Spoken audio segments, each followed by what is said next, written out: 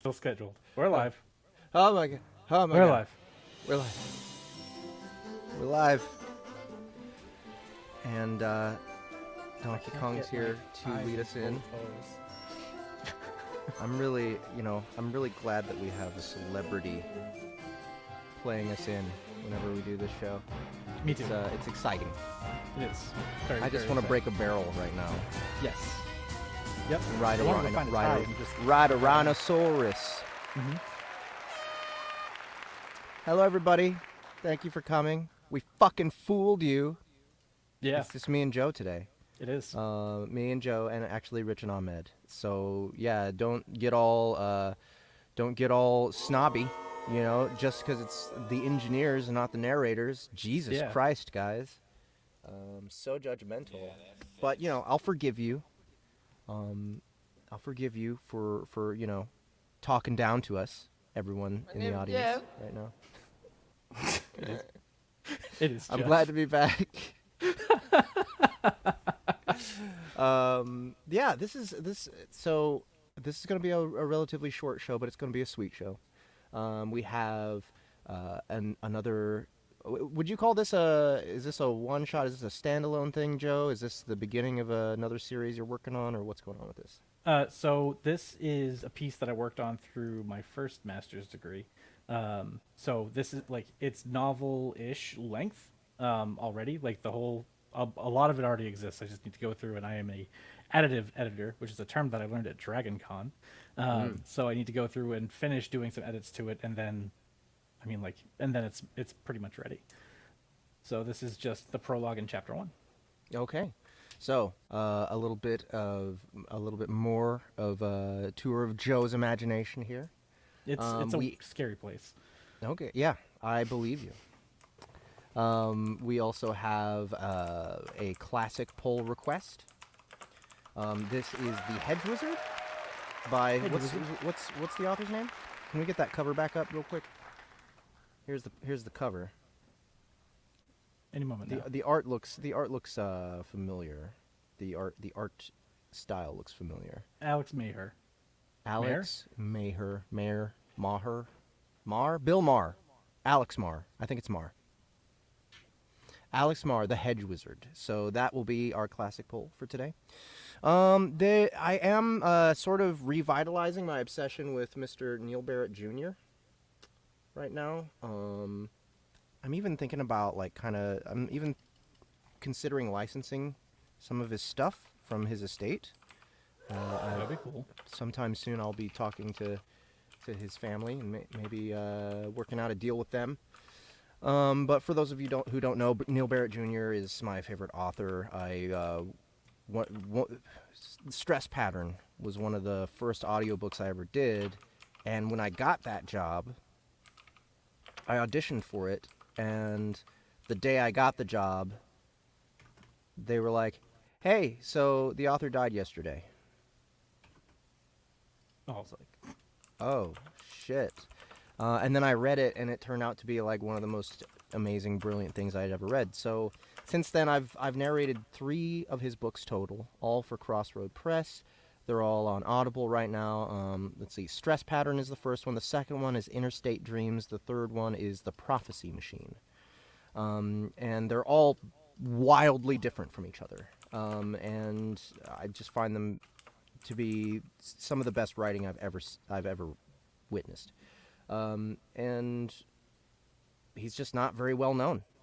He had sort of some popularity through the 70s and 80s, and maybe a bit of the 90s, but ever since then he's sort of been forgotten. So this is kind of like passion project type stuff I'd like to maybe pick up on for the platform someday. Yeah, I mean, anyway, why not, right? Anyway, that's I have this book of short stories here. Oh shit. This book of short stories, and I'm probably going to pick something out of it to read if we still have time after I read the classic poll. And then we're gonna root around in an AI dungeon at the end of the day. I'm excited for that. So, yeah, it's exciting. Before I get started reading Deprof's imagination, though, I would like to tell you guys some news. First of all, Monster Hunt NYC 3 has cold reads available on our platform for free, and you can also check out the 3 YouTube videos I did of it here on this channel. When I did the cold reads this time, because I was taking notes as I was narrating about where we want sound effects, where we want ambience and stuff like that, you'll actually be able to watch the YouTube video. I streamed my process. I shared my screen, so you'll be able to see how I do that in the Ableton set, so that once I hand it over to Ahmed, it's easy for him to say, oh, this is where this goes, this is where this goes. And all he has to do is dig through the library, polish it up a bit, insert, and then we have a scene. But the other piece of news, it's pretty cool. I like staring at Ableton myself. I hope so. What was the other news besides Kaiju? There was something else. So there's next Kaiju. week. Next week, Irrelevant Jack 6. So this week, Justin is actually doing all of his cold reads for Irrelevant Jack 6. I believe there's at least one more tomorrow, maybe another one on Friday. By the way, I'm starting my cold reads for Everybody Loves Large Chests 8 on Friday as well. Mm-hmm. That's the news. There it is. There's the news ticker. Finally.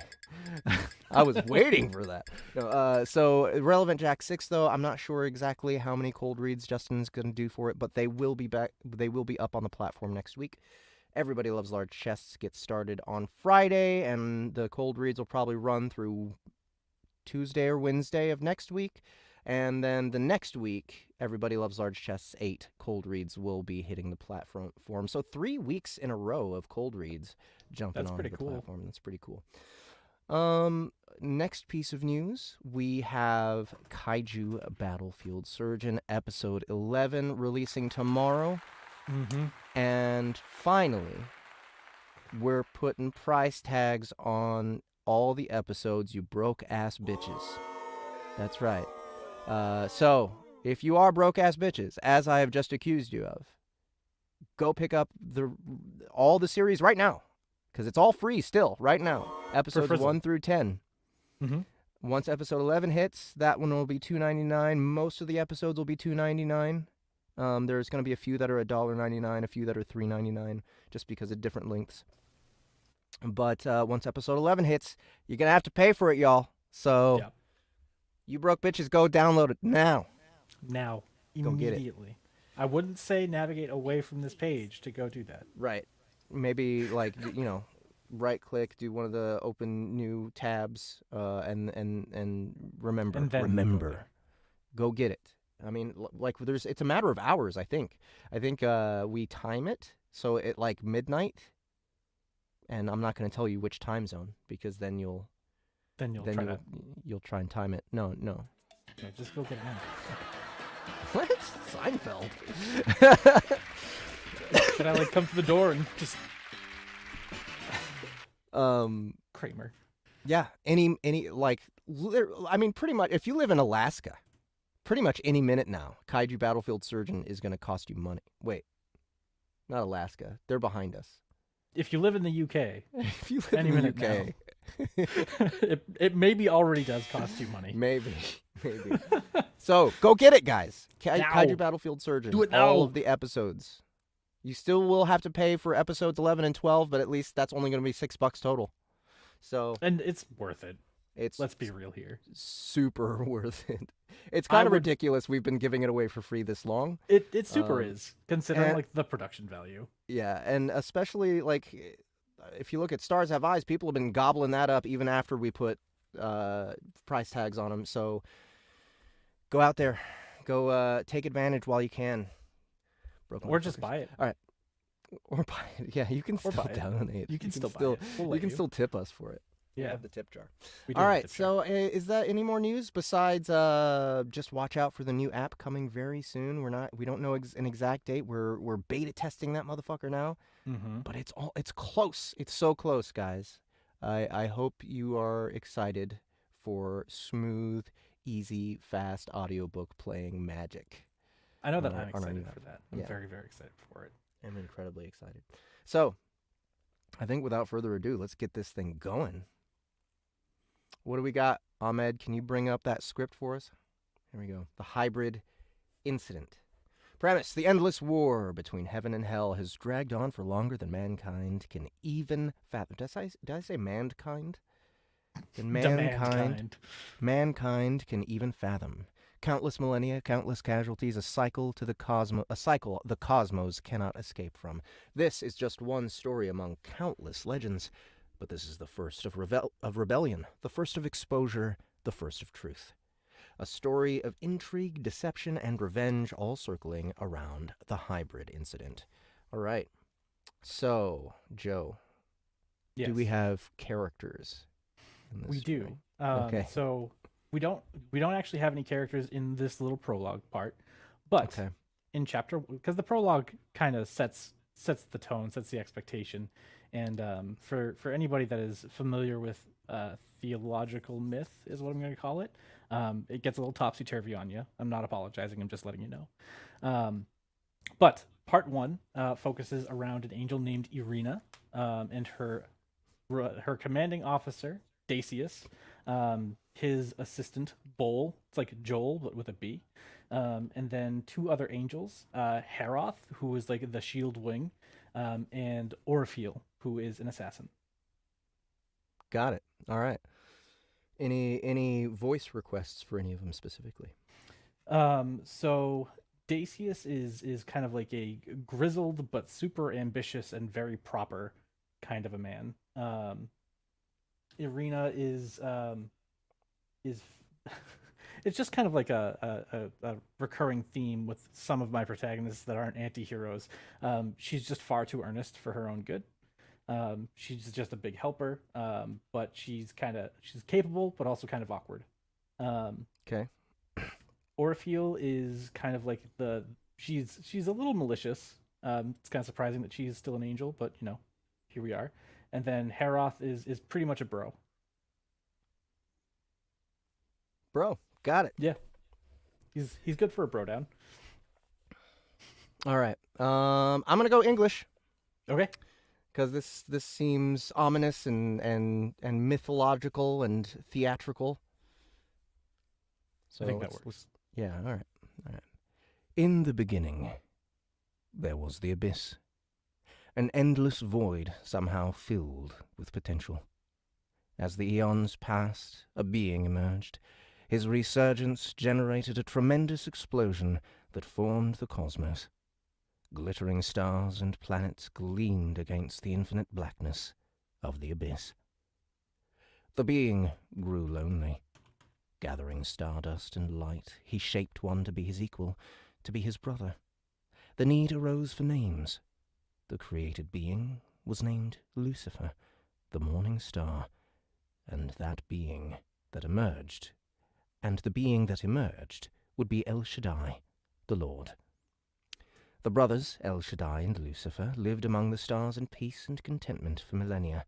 They spoke to each other about crafting a masterpiece, a work of art to be known until the end of time and beyond. And so they created networks of planets, galaxies, universes, and so much more. Such glorious creations were meant to be populated and monitored. The brothers created the sentient races and the angels to guide them. Imperfections built into the sentience. Traits originally thought to be endearing led to chaos, destruction, and planet-ending wars. The brothers would have to start over and over, each time thinking, this time will be right. This time will be perfect. This caused a great rift between Lucifer and El Shaddai.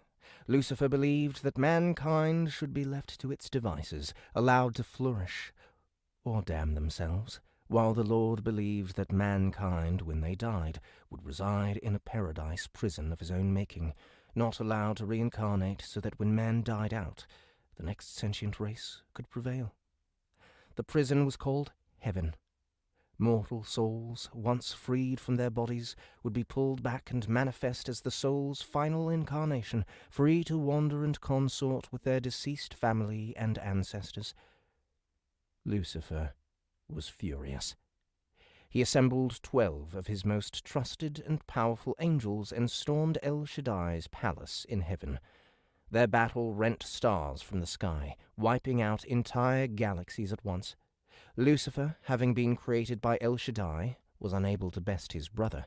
He and his surviving angels were cast down in a cataclysm of flame and spite. Lucifer's love for his brother had been broken. His love for their creations, however, was not. Lucifer, with one final flourish of divine power, created a realm of his own. Here, souls would be called as well. The souls of the wicked and the damned would answer the call, and be held until their evil could be burned away, freed to reincarnate, and free to spite El Shaddai. The Lord's angels swiftly reclaimed the first waves of souls set free from the realm made by Lucifer. They still carried hints of his divinity. Evolution was required. The divinity that once granted Lucifer such strength only made his efforts that much easier to undo. The abyss had to have The abyss had to have what Lucifer needed, something to give him the edge on his brother. The abyss required payment, and so the created brother surrendered his name. From the abyss sprang knowledge of the infernal and unholy, and so too came the brother's new title. Satan, the Crimson Dragon, emerged from the abyss wielding power unknown and returned to his realm. Flame poured over and through the realm. The fallen angels twisted and became demons of the highest class, archdukes. The sins of mankind, once purged from their twisted souls, became low-born demons, each taking the form of their chief sin. The Abdiel were forged out of the sin of envy, the low-born, or Garzak, from gluttony, the Okan from sloth, the succubus and incubus from lust, Tigok from pride, the Ustrod from wrath, all of them terrible in their own right. Satan's realm became known as Hell. Hordes of demons were made from the sins of the damned in the process of redeeming them. They would make up the body of the horde that Satan would use to crush his brother. The war between the two has waged since what some perceive to be the beginning of time. El Shaddai has attempted to purge mankind from the world several times. Satan has been made the devil, a figure to be feared in the Lord's monotheistic religion. Mankind is in their dark age, a time of swords, steel, war, and inexplicable supernatural phenomena. The war between Satan and El Shaddai has broken through into the land of mortals. As the kingdoms of man fell, the veil between heaven, hell, and earth thins. Strife begets strife, and one angel believes that he has finally figured out how to bring the bloody conflict to an end, once and for all. Part 1. Irina. Chapter 1. Plans within plans. Irina was a loyal soldier, fearless, determined, and innocent. The perfect pawn to play. Dacius, the wing commander in the host of heaven, mulled through the list of his recent recruits.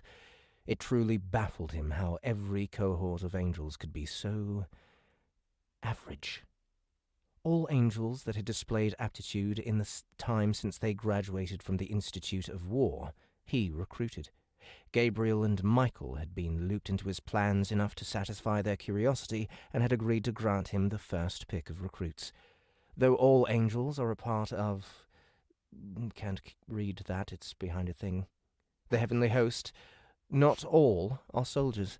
Those that would take the fight to the demons, to push back against the tide of evil, would learn exactly how to do so in the crucible of the Institute. Irina could be just what he needed to put an end to the eternal war against Hell's hordes. He just had to be sure. An angel of such conviction and compassion was rare, nearly unheard of. The augmentations she'd selected on graduation for her halo, coupled with her natural aptitude in the charge and discharge of divine bolts, marked her as an exceptional candidate. Dacius wondered just how far he could push Irina and her virtue. "Bo, come here!" Dacius called over his cherubim assistant. Though near infantile in appearance, with rosy cheeks, tightly curled blonde hair, and a diminutive frame, Bo had served Dacius without question for a millennium. Commander, Bowl answered, fluttering down to the ground to kneel before Dacius. It's time, Bowl. Commander? Dacius levelled a cold glare at his assistant. If there was anything he hated more than the demons, it was repeating himself. Our lives work, Bowl. It is time to act on it. Do you understand? The cherubim froze in place. Yes, Commander. Then take Irina to headquarters and make sure that Orifiel and Heroth are there. Yes, Commander. Of course, Commander. Right away, Commander. Bowl flapped his diminutive wings and sped off. Dacius ran an armoured finger over his map of the Lord's creation. It stopped over one of the kingdoms of man. The humans there referred to this city as the capital of the... I actually really had to cough there. That wasn't just me stalling to figure out how to pronounce that. Achaemenid? Achaemenid. Achaemenid Empire. It had been sacked by enemies of the state. Hordes of low-born demons were sure to be present as they followed the fall of man, scavenging for survivors to eat or wayward souls to drag into the inferno. A suitable horde to ensure Irina's competence in the field, he divined that there were living souls present as well. Dacius grinned, supremely satisfied with himself. I do so love a 2-for-1. When Irina received Dacius's summons from Bowl, she could scarcely believe it. Irina had just joined Dacius's wing within the last decade. To be summoned to headquarters at Dacius's command, along with 2 members of the covert unit, was nearly unheard of.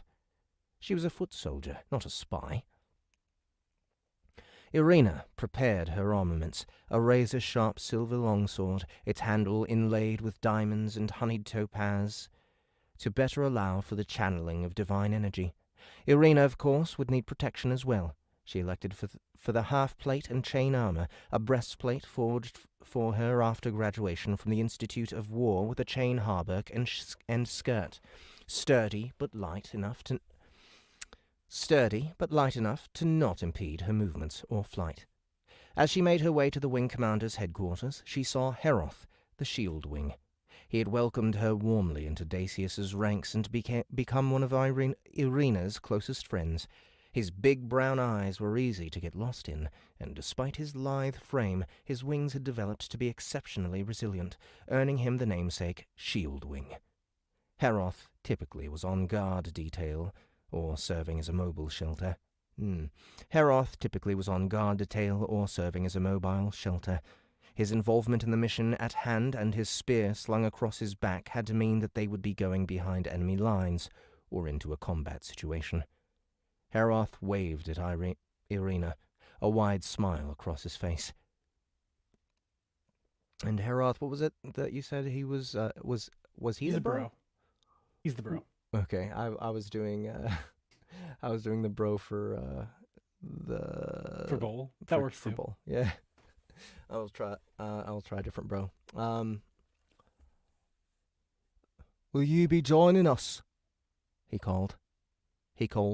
Irina jogged toward him and gave a flap of her wings, landing gently an arm's length from Heroth. I will. Her eyes were alight with pride. Do you know anything about the mission? I do not. Maybe Orifiel will. Heroth replied, gesturing ahead of them. Up a flight of alabaster steps, Orifiel stood, unarmored but bristling with knives of various cut and purpose. Irina could not see Orifiel's. Okay, is it Orifiel or Orifiel? Because I'm seeing 2 different spellings here. There are 2. Orifiel. There's just an I missing in that one. All right. Irina could not see Orifiel's favoured silver dagger, but felt certain that she had to have it somewhere on her person. Orifiel flicked her long, straight charcoal hair over her shoulder to look down the steps at Irina and Heroth. For a moment, Irina thought she saw a smirk cross over her flushed lips, but it was only to say, About time the 2 of you got here. I've been waiting for nearly an hour. Well, some of us take the time to put armour on, and properly. Heroth jabbed a cresting Heroth jabbed, cresting the steps and flinging one of his wings around Orifiel's shoulder. "Come on now. Mustn't keep the commander waiting." A tinge of jealousy flickered through Irina's chest. Orifiel glared at Irina for a split second before following immediately alongside Heroth. "Just keep your head down," Irina thought. "It will pass." Irina had been to headquarters once before for the Halo ceremony and her appointment to Dacius's command. Unlike most of Heaven's architecture, most of the building was copper-coloured brick with granite floors. War was not a pleasant thing. Perhaps when Michael and Gabriel decided to have the place built, they wanted that contempt represented in the masonry. What Irina was not familiar with was the elaborate system of tunnels within what she had presumed to be solid walls. The brick was enchanted and resilient. She had no idea that sections had been hollowed out. Irina followed quietly behind Heroth and Orifiel, the weight of the unknown task mounting with each step. It had to be something serious for all the secrecy. Several turns and sets of stairs later, the trio of angels arrived in a massive square room with a large marble slab in the middle. There were maps and projections of buildings scattered on its surface. The pins and points of light were clear indications of their destination, somewhere on the Lord's creation. "So," Irina began to ask. You will be going to the fallen capital of the Achaemenid Empire," Dacius stated, stepping into the dim light cast by the candles adorning the walls and the projections. Irina knelt instinctively, to Orifiel's apparent amusement. "Stand, Irina. There is no need for such formality here," Dacius said coolly. Irina got to her feet and felt a flush rise in her cheeks. Lesson learned. Be less formal in the secret planning chamber. Check, she thought. "The city has been burning for days. It'll be mobbed with Garzok," Heroth protested. "It may very well be." Is this... This is Dacius. Okay. It very well may. Scouts reported demon activity before the city fell.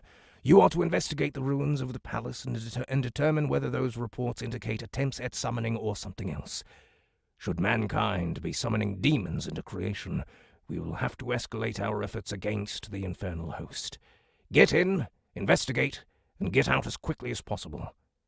Understood?" The three angels clapped a closed fist over the left side of their chest in unison, as a silent acknowledgement. You depart in an hour. In 1 hour. There we go. All right, that's it. That's it. So, cool start off. It's kind of like angels in an office environment almost. A little bit. Like a little bit of an office, a little bit of a military feel to it. And so military feel what was more what I was going for. Yeah, what was your inspiration for this particular story? So how do I want to say this? So I was raised in a Christian household, right? And I kind of developed some of my own ideas about, spirituality and stuff like that. And I kind of thought, like, what if it was the opposite, right? Like, what if, obviously every story needs a villain. What if what people have been looking at as the good guy is not the good guy, and I wanted to do something where, it wasn't just Lucifer is just absolutely the devil and awful, but, like hung out with God for a while before things went sideways. So that was kind of some of the initial premise of it. And then I wanted to write a story about a lot of different themes, like betrayal, bullying to a degree, which is some of the later parts, and like some of that like innate compassion and capacity for good, and how that can show up even if it's not shiny and gold, which is in later parts of the story. But a lot of the inspiration that I get when it comes to writing comes from the themes that I want to cover and like what kind of a story I can shape around that. So that's how I got to this. Cool. I've always wished for more of a relationship between God and Satan. I've always wanted to see more interaction between those two characters. And because I think it because makes like sense. because there's like all we know about they got mad. They were mad Yeah, at each other that's it. and Satan rebelled, right? But actually it's you don't usually see them presented as equals. Right. And this one they are. This one they are both created at the same time, right? Same ish, right? And I also like to, kind of like back things up and kind of take tropes and put them on their head, because it's either creationism or it's science. And it's kind of both, right? So Yeah. El Shaddai popped himself out of the void, and that's what caused the Big Bang. So that made a bunch of stars and points of light and stuff like that. And then after a while, he was like, man, this kind of sucks being by myself. I'm going to make myself a friend. And he did. Mm-hmm. But he made someone to be equal to him, to like support him through, existing in the world. Right. Right. And that was where Lucifer came from. Yeah, so usually what we see Satan as is like the petulant child, right? The Right. rebellious child. And actually in good fiction that plays with this story, usually Satan had a point. Right. Right? And there was like he's kind of like you kind of feel for him for rebelling, right? Because they're getting a raw deal, right? So but they're equals. And they have a falling out. Yeah, because God goes, well, I think here's what I want to do. We're going to let mankind continue doing their thing. We're going to have all the angels keep watching them and everything like that, try to guide them toward being right and righteous and stuff like that. But when they die, we're just going to put them in the cage, and they're not coming out. And Lucifer's like, but that's A, not what we agreed. B, that's kind of a dick move. And C, that's not what we agreed. Like, what that means that all of this free will and agency and stuff like that we tell them that they have doesn't actually exist, because they're mortal, so they're just going to die and wind up in a box that you're not going to do anything with. Right. So I don't think we should do that. And then El Shaddai, God, was like, yeah, well, I mean, I made you and I made everything else, so that's what we're going to do. And Lucifer just wasn't going to have that. Interesting. Yeah. Okay. Well, cool. I hope you finish that up and people get more of an opportunity to read this thing. Yeah. So this one, I actually, while we were at DragonCon, which was an awesome time, I actually like sat and talked with Sarah King about this story a lot. Oh yeah. So yeah, I'm pretty motivated to get back to it. Cool. That's awesome. Yeah. Yeah. I hope she helps you out. She seemed to like the idea of helping you out with some stuff. So I'm sure she will. She's kind of got that spirit about her. She does. She's a motivating individual for sure. Yeah, yeah. Well, thanks for sharing that with us, Happy Joe. to do so. Let's see. What are we getting on to next? Let's go ahead and get on to the classic poll for today. So we have that on the screen as well. We have like this is a show for the deaf. This is this is a special show we're doing for any Soundbooth theater fans who are deaf. And that means we have words on the screen for you guys to read along with. Okay, so this guy, that is a bowl cut. Am I? Yeah, that's a bowl cut. That's a bowl cut, right? That's like the non-flattering, like third grade. Your mom took a pasta bowl, put that on top of your head, and cut a circle around it. I've had those. I never did, but that's just my hair grows like this. Yeah. I have had bowl cuts before, several occasions. Never outside of my single-digit years, but definitely has happened. And with no resistance for me. It wasn't. I thought, hey, that's smart and economical. You don't have to use any skills. Nope. Good. Don't gotta pay anybody for that haircut. Good work, Mom.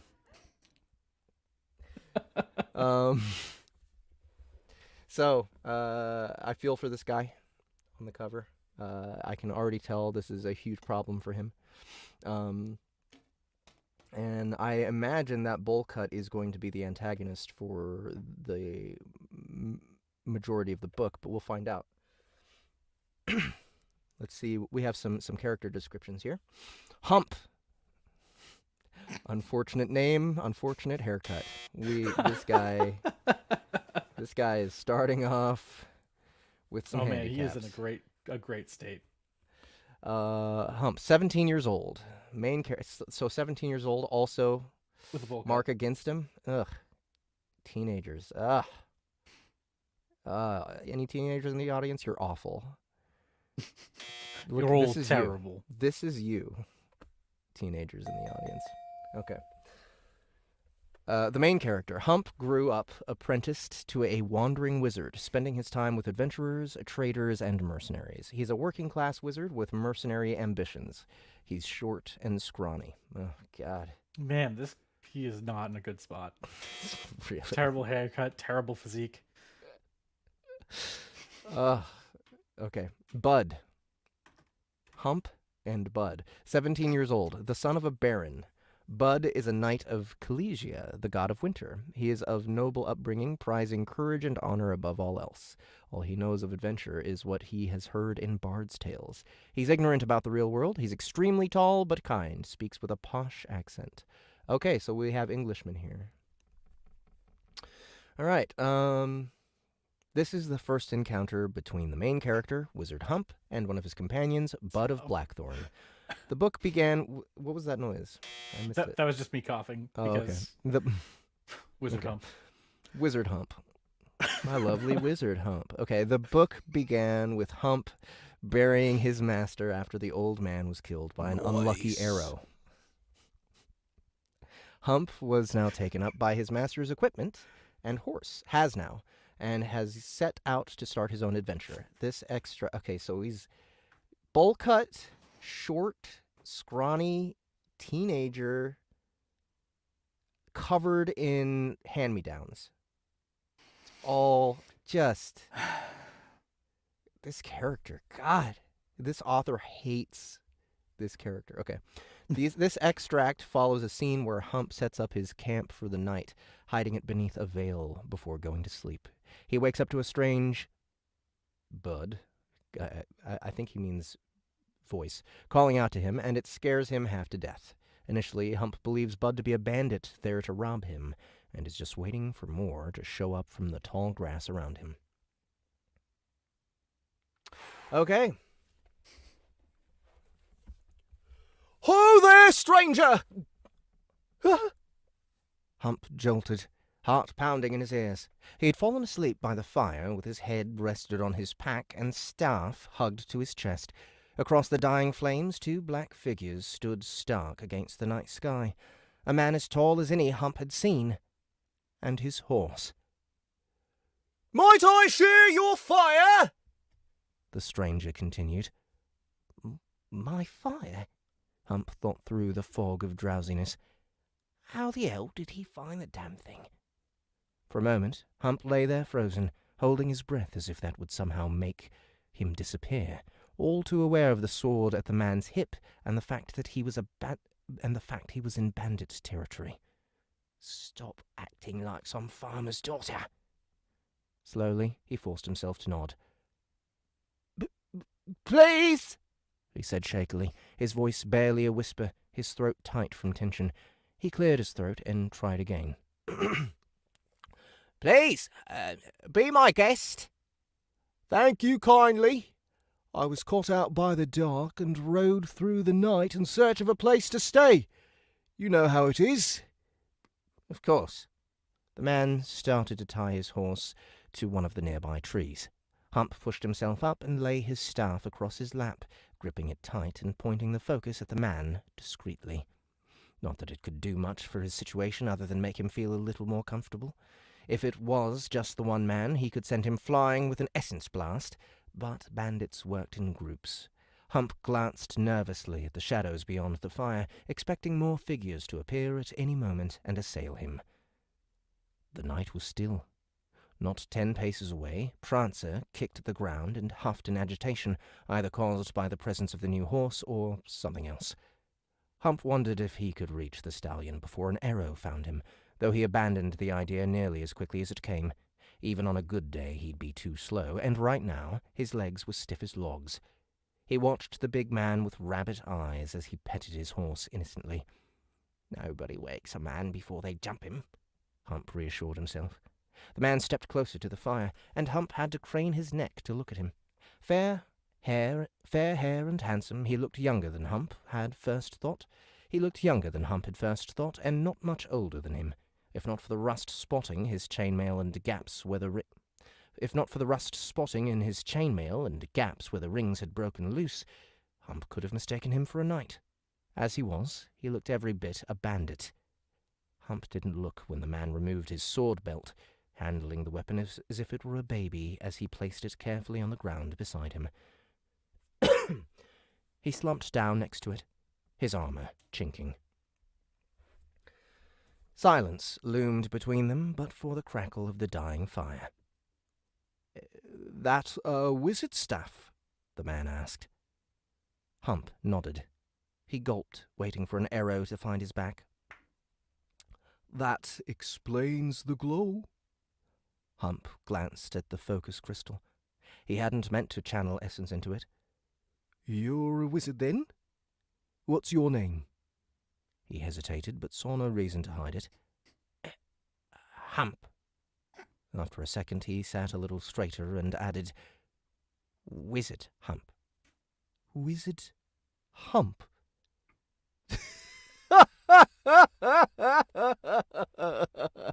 The man bellowed a deep, chesty laugh that made Hump startle. "A grand name for a wizard!" Hump forced himself to smile. The man's laughter suddenly stopped, and a frown formed on his face. "Come, man, you're staring at me as if I were a bandit." Hump paused, carefully turning over all the questions in his head before deciding there was no good way to ask. "Are you not?" The man stared at him, taken aback. "A bandit? I am Bud of Blackthorn, sworn knight of Calasia. I am no bandit. Here, look." He pulled out a medallion from around his neck. A silver flame hung from the chain, the mark of Calasia. Hump frowned at him. A chosen of the Frostfire Witch, the goddess of winter herself, was a rare thing. It could have been stolen, but a chosen wouldn't go down easily. Besides, he'd heard of a Blackthorn estate nearby, a small farming region held by some minor lord. "Then, there's nobody out there ready to put an arrow through me?" "Not that I know of," Bud grumbled, putting the medallion away. "You really took me for a bandit." "Most knights I know don't sneak up on people in the middle of the night." "A man in need is a man without heed, as they say. You'll have to forgive me."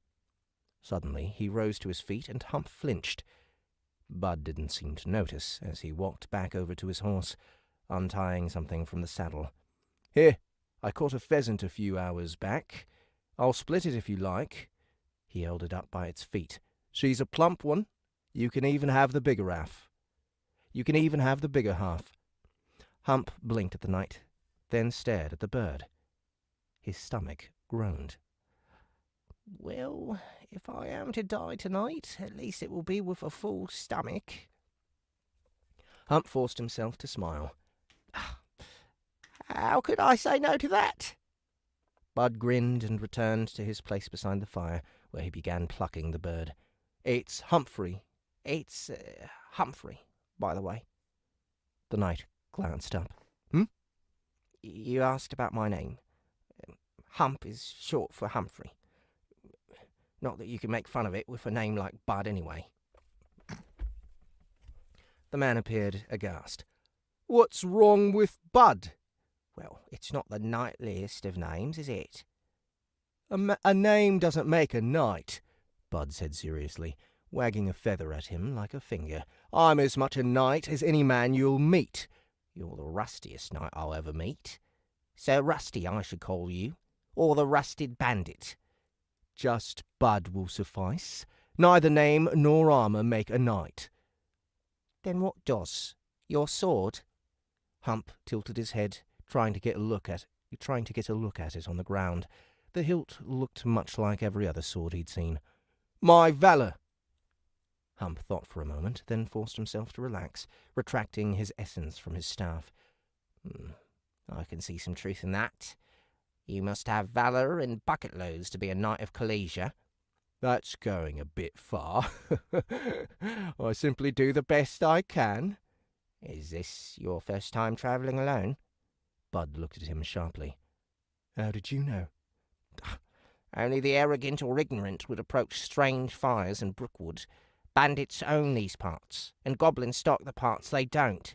That's why I took such care to hide my fire. Speaking of which... Hum stared at his veil, perplexed. He could still sense his spell at work. How did you find me? I have twice as many spells as I need to make sure no one can. Bud scratched the back of his head and chuckled. What? You see, I kind of fell asleep. It was Asseltef that found you. He thumbed toward his horse. He's always been good at taking me to the right place. Hump's jaw dropped. He stared at the horse's shadow, munching idly on a mouthful of grass. And where's he taking you now? To the dungeon of Bledsbury. At least, I hope we're heading there.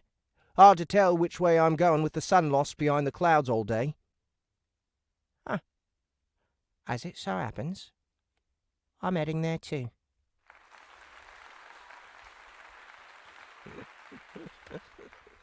All right, that was Asseltef. pretty fun. What a name for a horse. Love it. I was very surprised at how fun that was. I like the characterizations. Very cool. Alex Maher. Alex Maher. The Hedge Wizard, a progression fantasy book one. So, do we know how many books are in this series? You can find it on Amazon, by the way, I'm sure. Is the link in the description?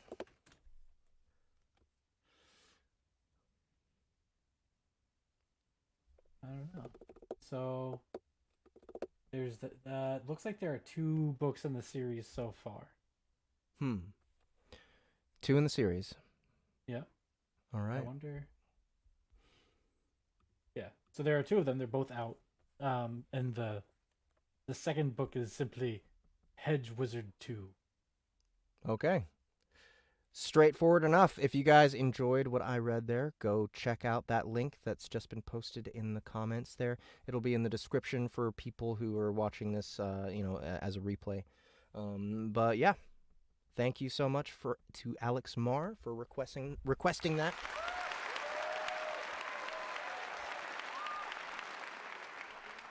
And I don't know if where are we at on time?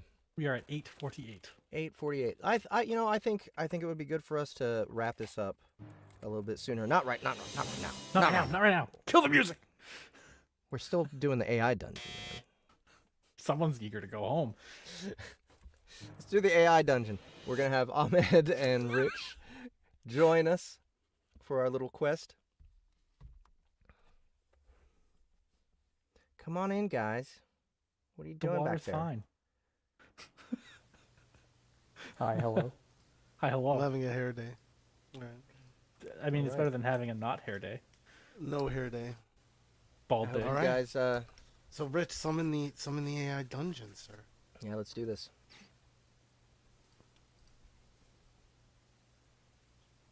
Oh, I'm sorry. I was just gonna to the start. How many page, genre just log it in. options do we have now? Is it gonna be the same as last time? Can we choose like cooking or Cooking simulator. or like trucker? Trucker. Oh, I'd love to do trucker. Yeah, trucker, cooking, or I don't know. If we could do taxes, that'd be cool. Did you say taxes? Maureen says that's amazing hair. She loves your hair. Oh, thank you, Maureen. All right, here goes. Oh do a damn! quick This start. got a facelift. No, It hang on. Let's look at this for a second. It's like a dashboard and everything now. Let's go to. Oh, Oh, there's Rich. uh-oh. Hey, Rich. Hey, Rich.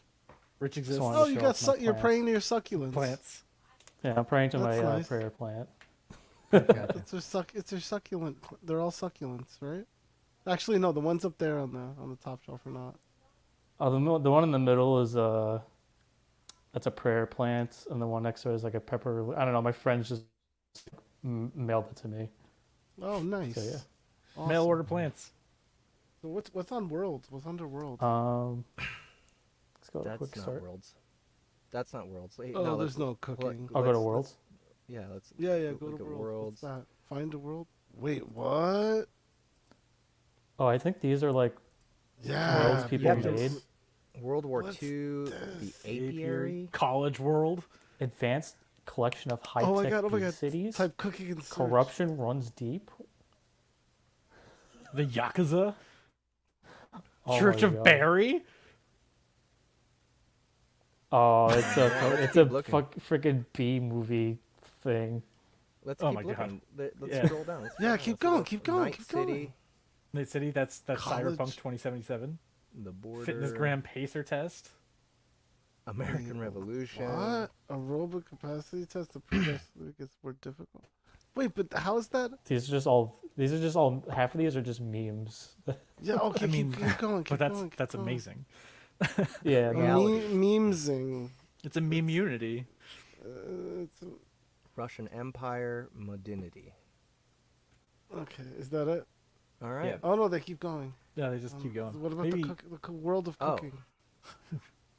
World of SAO? Cooking Mama. Cooking. World of cooking. Based on Sword Art Online. Another SAO. There's lots of SAO.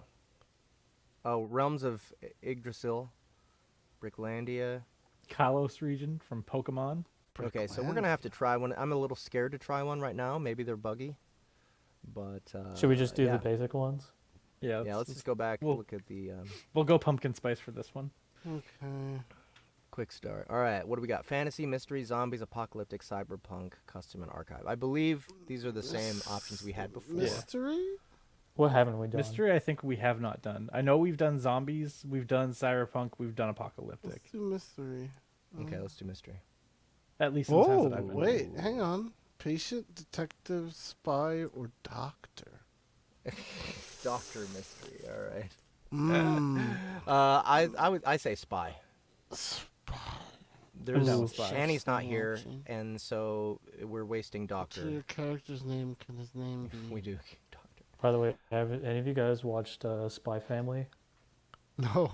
I have. Spy X Family. Oh, yeah, Spy it's X so Family. good. It is I really, have really not. good. Really? Yeah, I Oh, heard it's check really. it It's good. like one of the best shows I've ever watched. How about I Cook heard the manga. was really good. Canaveral? I did not know. they Yeah, had the manga's supposed to be anime. really good. Okay, enter your character's name. Cook Canaveral. Cook Canaveral. I like it. Like that. Yeah, sure.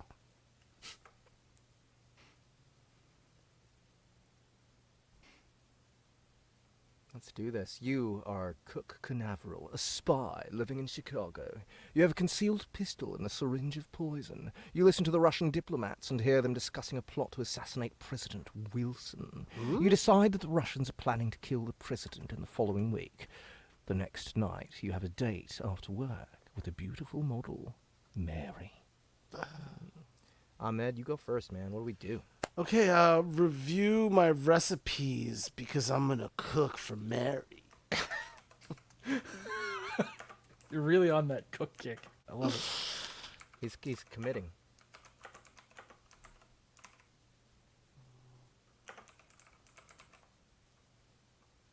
Okay, yeah, let's see what that.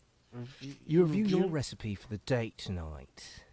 You prepare for the date with Mary. You put on your best suit, double-check your tie, and give your best comb over. Should I redo Alright, that so and just do we're like 50, the recipe I for guess. dinner? No, it's okay. It's okay. Okay, just roll with it, we okay. can keep going. It's cool. All right.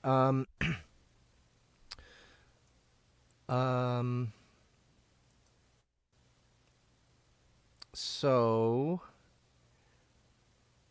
I'm going to call the Russian diplomats. Oh wait, they have a new one.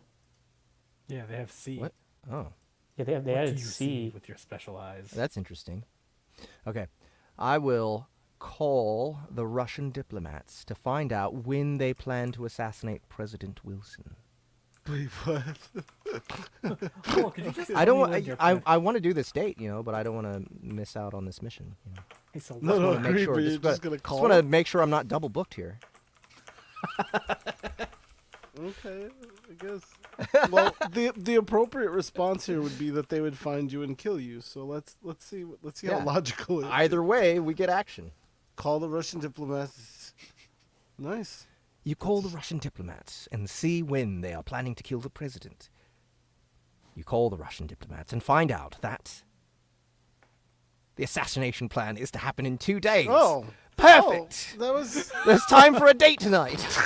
that was unfortunately easy to figure out. Dungeon accomplished. Nice work, guys. All right, Joe, what's up? So we're gonna go. We're gonna go to say.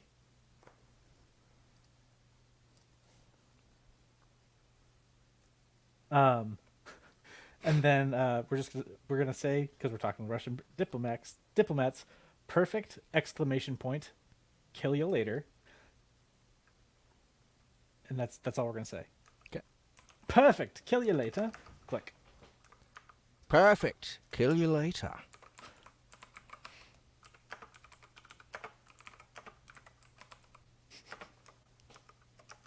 Exclamation. Gotta have an exclamation. No. Oh, okay. Yeah, in Russian. That makes sense.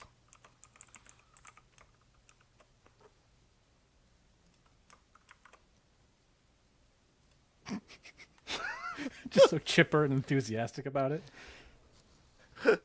He's a very You say. he's a very happy keyboard. Perfect. Kill you later. In Russian. The Russian diplomats congratulate you and say they will meet you tonight at a local bar. What? You just ruined the date, bro. Bro. Nice work. Nice work. All right, Ahmed. All right. Grab Mary and tell her we're having sushi burritos tonight. Sushi burritos. It's a thing. It's a thing? So Laugh, that laugh. actually exists. Not a real thing. It's a thing. It's not. It's a thing and it's delicious. That's like a $100 burrito. No, it was grab Mary. So it's No, you don't due. have to erase the whole thing. No, well, it's kind of in between it to say. So according to Magana in chat, those are totally a thing, and she has had one. Yeah, see, I told you. You guys thought I was making stuff up. Tell Definitely her not we're $100. having sushi burritos tonight. Sushi burritos. Yeah, good. You grab Mary and tell her you are having sushi burritos tonight. Mary says, "That sounds yummy. What are sushi burritos?"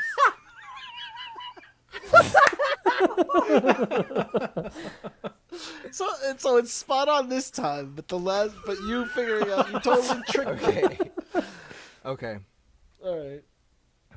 Say, it's a dish invented by the Russians. We have to go get the recipe from them at the bar, by the way. It's like a regular sushi roll, but supersized. Good to know. Won't you come along? Here's this gun I found.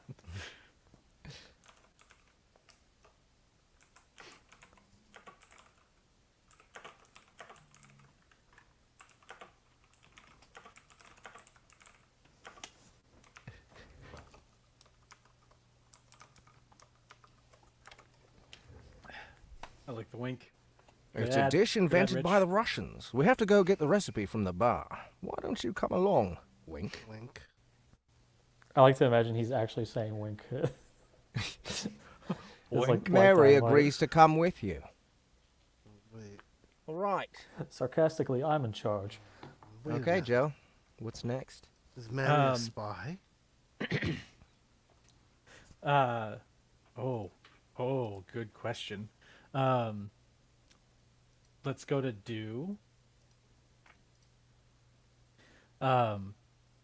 And it's going to be double check the intelligence that we have on Mary to make sure she's not a double agent. Good thinking, young man. I mean, readily agreeing to go swipe a recipe from the Russians seems a little suspicious.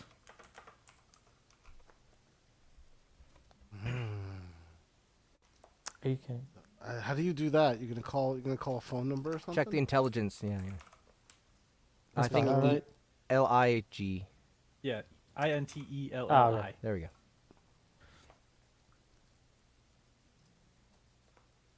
Well, I mean, the spies always have their info. Double Guys. check the intelligence on Mary to make sure she isn't a spy. A Russian spy would have a hard time fooling you, since you are the most stupid person that ever lived. What? You can't fool a fool. We've already fooled ourselves. Okay. So I guess no, she's not a spy. Definitely not. We're too dumb. Wait, what? I don't know. That makes no sense. That makes no Okay, sense. no, at all. it just made fun of us. Yeah. The machine, the AI is totally like it's goading us. All right, your turn, Ahmed. Oh, Tell the AI dungeon that I am guess- not stupid. Thank you very much. I guess we're just gonna have to have the fried tempura ice cream then. Wait, why? We're not gonna go get the recipe. I mean, I'm not gonna argue. I'm just questioning. I would argue about fried tempura ice cream. It's perfect. Eat some fried tempura ice cream with Mary.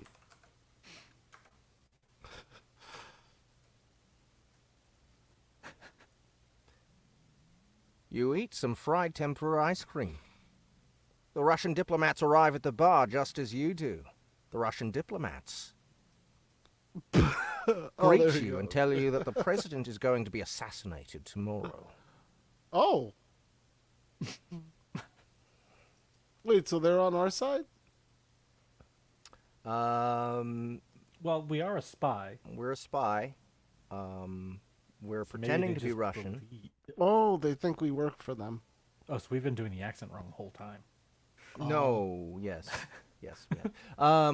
Okay. So I order shots of vodka for everyone, and I give special shot glasses soaked, lined with arsenic. Oh well, we have a poison. Well, we have a the gun, shot of poison. and we have a shot of poison. So you could just like Oh, really? make a poison vodka sangria. I kind don't of remember thing. us having those things. Yeah, you are Yeah, right. Canaveral, spy in have a Chicago. concealed and a syringe of pistol poison. and a Okay, syringe- yeah, syringe of cool. poison. All right, yeah. So I'm just gonna do a little, Subterfuge. just poison do their a vodka. do a little Yeah. cocktails and dreams. I'll get behind the bar, make the drinks, be like, I got a license in bartending also. And when Mary asks for a shot, I'll be like, "No, bitch." You can't have one because I'm stupid. Yeah.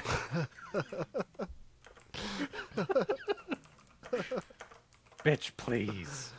I think they're trying to say that Russian spies are really dumb because we're dumb, but they're dumber. I think that's what. Alright, let's see. You order shots of vodka and add the poison from the syringe. Make sure Mary and you don't drink it. The Russian diplomats are upset by your lack of respect for Russian intelligence. That's what we're just sitting there talking shit about Russian Oh. being smart. I thought they liked. I'm just like, what? I thought they What do liked you vodka. mean? I think this would be a good spot for a story. Yeah, what Um, happens, Joe? Okay. In a flurry of practiced precision, I draw my pistol and shoot the diplomats. The assassination was happening today. Would this be a Everybody was do then? wrong. It could be. I feel like Yeah. it could be do or story, It could be a but dude. do. Yeah. So Flurry it's of in a what? flurry of practiced precision, I draw my concealed pistol and shoot the diplomats.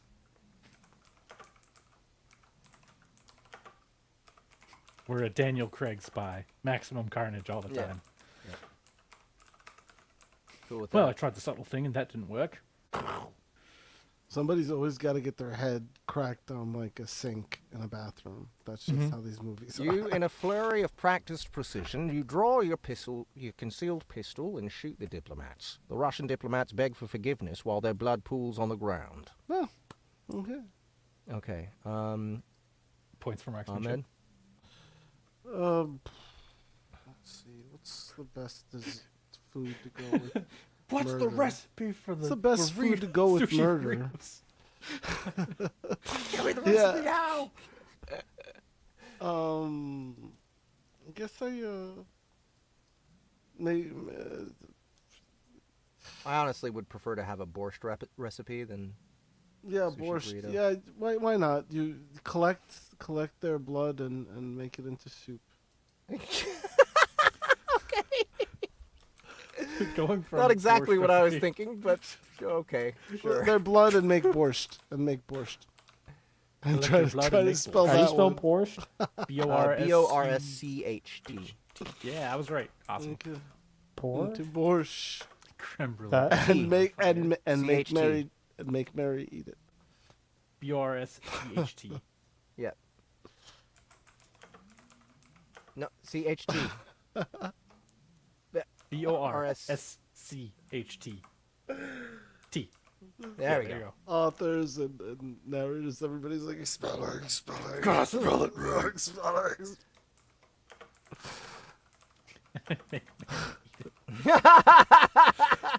Oh boy. I bet Mary's gonna love that. Let's see. You collect their blood and make it into borscht, and you make Mary eat it. The Russian diplomats die, and you and Mary dance while singing the international anthem of the Soviets. Wait. Oh. Okay. All right. I We feel like win. we just win. I mean, like, Did we kill the right people? We Let's just do one more round just to see if there's like a post-credit scene.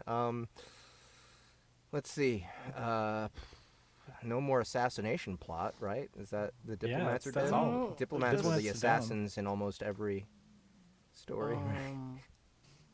maybe we can disarm a bomb. Oh, that's a good find the idea. nuclear launch codes. Yep. Oh, good. Yeah. Good. Good call, Rich. I There you will go. But at the concede my turn for ceremony, that. That's a Yeah, better that's thing than good, I could have that's come good. up with. that's good.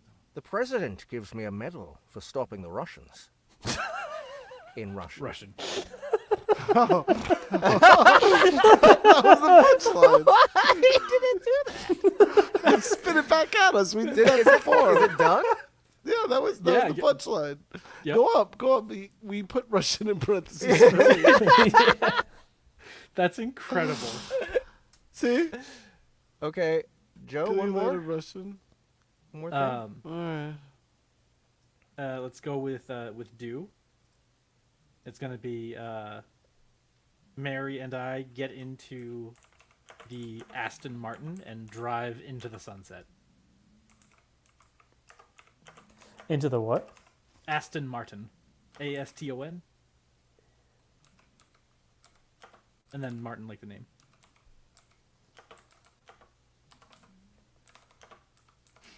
So there's always an Aston Martin. Oh, but it explodes and Mary dies. You drive until you get to the Grand Canyon. Mary drives while you sleep. You wake up to the familiar sights of the Grand Canyon. Okay. All right. The Aston Martin, Grand and you Canyon. get into the Grand sunset.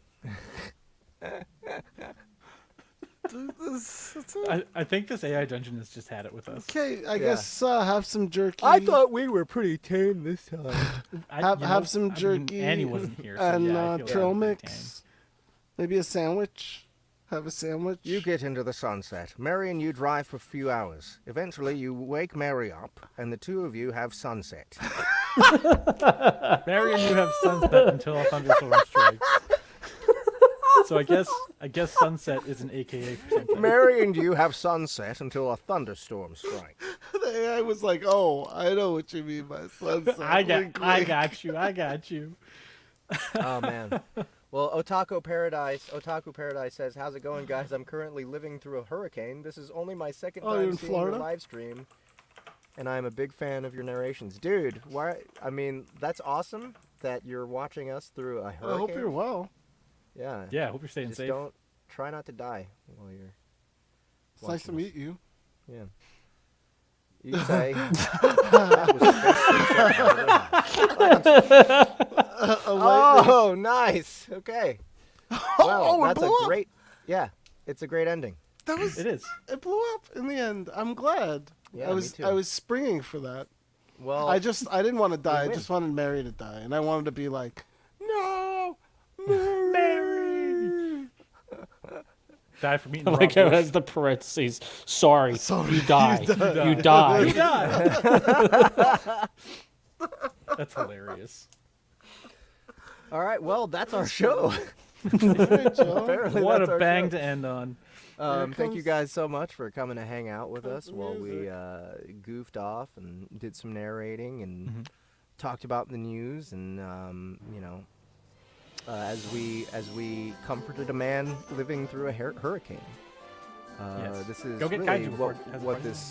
this show is about is comforting people in need and hawking goods on the Soundbooth Theater platform, including Kaiju Battlefield Surgeon. Go get it for free right now. It's free. Or wait, Free is my favorite. or wait a few hours and buy it. You can buy it. Give us your money. Either way. Give us all